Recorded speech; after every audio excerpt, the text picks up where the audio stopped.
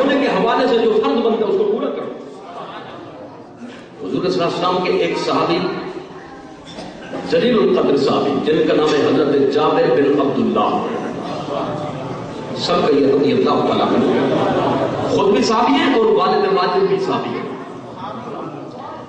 حضور کی خدمت میں حاضر ہوئے، میرے آقا میں ایک مسئلہ پوچھنا چاہتا ہوں۔ حضور میں بولو کیا پوچھنا چاہتے ہو؟ عرض کی اخبرنی، میں کٹ میں پڑھ رہا ہوں نیند کے وقت میں تاکہ سب حضرات توجہ سے سن لیں۔ اخبرنی عن اول شیء، بچوں کو چپ کرائیں، اخبرنی عن اول شیء خلقہ اللہ تعالی قبل الاشیاء، اور سوال کرنے سے پہلے یہ لفظ بھی بولے فدا کا ابی و امی، میرے ماں باپ آپ پر قربان جائے، میں ایک مسئلہ پوچھنا چاہتا ہوں، مجھے یہ بتائیں اللہ تعالیٰ نے ہر چیز سے پہلے کون سی چیز پیدا فرمائی؟ اچھا اب میں آپ کو اس طرح بھی متوجہ کرنا چاہتا ہوں کہ حضور نے کسی کے پاس تاریخ پڑھی، تاریخ سیکھی؟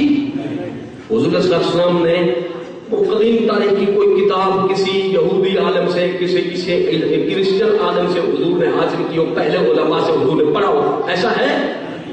تو چاہیے یہ تھا، حضور فرماتے میں تو پڑھا بھی کسی کے پاس نہیں ہوں، تم مجھ سے یہ مسئلہ پوچھتے ہو، ان سے پوچھو جنہوں نے تاریخ پڑھی ہو، جو تاریخ کو جانتے ہوں۔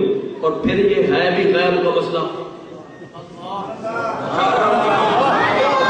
ہے بھی غیب کا مسئلہ، اور غیب تو اللہ جانتا ہے، نبی کے بارے میں کہیں گے تو شرکیہ عقیدہ ہے، تم میرے سامنے مشرک بن رہے۔ حضور نے ڈانٹ نہیں پلائی، حضور نے لا علمی کا اظہار نہیں فرمایا، بلکہ حضور صلی اللہ علیہ وسلم نے ان کے سوال کی لام ختم ہونے سے پہلے اس کا جواب شروع فرما دیا۔ حضور نے کیا فرمایا؟ یا جابر ان اللہ تعالی قد خلق قبل الاشیاء نور نبی کا، نور نبی کا من نور ہی۔ حضور نے فرمایا صلی اللہ علیہ وسلم، اے جابر تم نے یہ سوال کیا ہے کہ اللہ نے سب سے پہلے کس چیز کو پیدا فرمایا، تو سنو اللہ نے جس چیز کو سب سے پہلے پیدا فرمایا وہ تیرے نبی کا نور ہے۔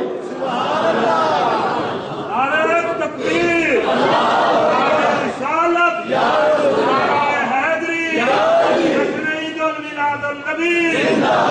اچھا صحابی حضور سے غیر کا مسئلہ پوچھ رہے ہیں، حضور اس کا جواب دے رہے ہیں، مسئلہ جو پوچھے گا کم از کم اس کا یہ عقیدہ ہوگا اس کو علم ہے اس لیے پوچھ رہا ہوں۔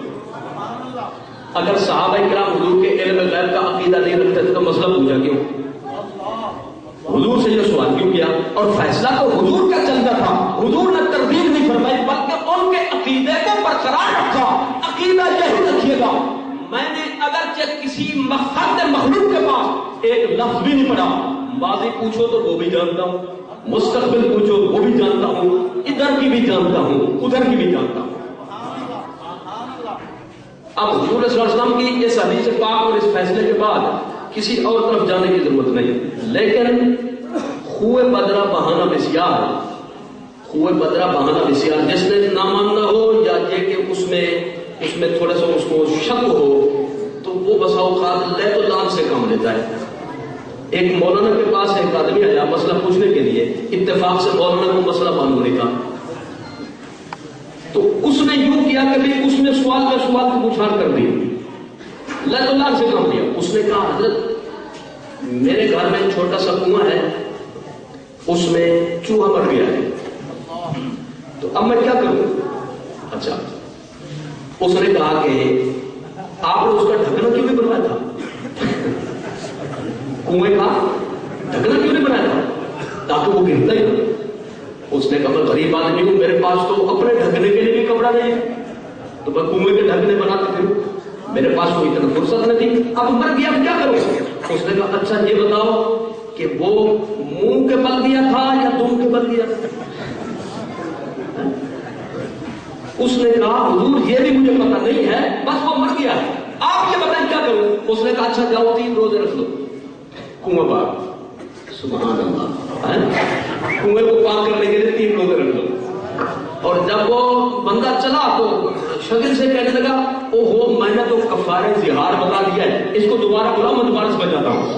حالانکہ کفارہ زہار کے 60 لوگ ہو گئے. تو اب غور فرمائیں, جس نے نامانتی ہو وہ ہیلے بہانے تلاش کرتا ہے. اب لوگ کہنے لگے حضور کا نور تو ہے لیکن نور ہدایت ہے. کیا ہے؟ نور ہدایت. حضور نور ہیں لیکن اس معنی میں کہ کفر کو دور کیا, نور ہیں لیکن اس معنی میں کہ شرک کا کلاکان کیا. حضور نور ہیں لیکن اس معنی میں کہ حضور نے گناہوں کو یہاں سے دور کر دیا, اس معنی میں نور ہے. اور جس معنی میں تم کہتے ہو اس معنی میں نہیں ہے. میں اس کا فیصلہ بھی سرکار کی اسی حدیث سے لینا چاہتا ہوں. حضور نے کیا فرمایا؟ وَلَمْ يَكُنْ فِي ذَلِكَ الْوَقْتِ لَوْحٌ وَلَا قَلَمٌ وَلَا شَمْسٌ وَلَا قَمَرٌ وَلَا لَوْحٌ وَلَا قَلَمٌ وَلَا عَرْشٌ وَلَا كُرْسِيٌّ وَلَا مَلَكٌ وَلَا جِنِّيٌّ وَلَا إِنسِيٌّ. جب اللہ نے میرے نور کو پیدا کیا تھا اس وقت لوح و قلم نہ تھے, ولا ارض ولا سماء, زمین و آسمان نہ تھے, ولا شمس ولا قمر, سورج اور چاند نہیں تھے, عرش الہی نہ تھا, جن بھی نہیں تھے, فرشتے بھی نہیں تھے, انسان بھی نہیں تھے. اللہ تعالیٰ نے اس وقت سب سے پہلے میرے نور کو پیدا کیا. تو بتاؤ یہ چمکتا ہوا نور ہے یا صرف نور ہدایت ہے؟ اس کا فیصلہ حضور کو فرما دیا.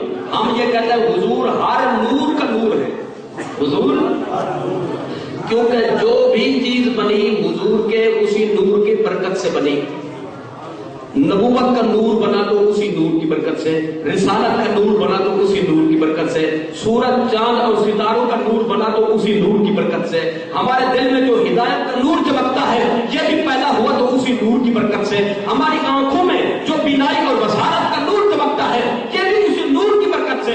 اس لیے حضور کا اسم گرامی ہے نور الانوار, نوروں کا بھی نور. تو حضور صرف نور ہدایت نہیں ہے بلکہ نور حسی بھی ہے, یعنی وہ نور جس کو ظاہری آنکھوں سے دیکھا جا سکے. اگر آپ مزید تسلی کرنا چاہتے ہیں تو آئیے میں ان لوگوں کی شہادتیں پیش کرتا ہوں جنہوں نے رخ زیبہ مصطفیٰ کو دیکھا, صحابہ رسول صلی اللہ علیہ وسلم کا جنہوں نے مشاہدہ کیا. صحابہ کرام کیا فرماتے ہیں سنیے, حق تو نہیں کہتے. صحیح بخاری شریف, اذا تکلم رؤیا کالنور یخرج من بین ثنایاہ. حضور جب کلام فرماتے تھے, صحیح بخاری شریف میں حضور جب گفتگو فرماتے تھے تو صحابہ کرام فرماتے ہیں حضور کے دہان پاک سے نور کی لاٹیں نکلتی تھی, نور کی کرنیں نکلتی تھی جنہیں ہم اپنی آنکھوں سے دیکھتے تھے. لہو نور یعلو, حضور کی ناک مبارک کے اوپر ایک نور کی شعاع ہمیشہ رہتی, ایسے لگتا جیسے بتی جل رہی ہو, جیسے چراغ روشن ہو. اس کو بھی ہم اپنی آنکھوں سے دیکھتے تھے. اور صحابہ کرام نے مزید فرمایا اذا ضحک یتلألأ فی الجدر. اندھیری رات ہے, تاریکی ہے, حضور مسکرائے, حضور مسکرائے.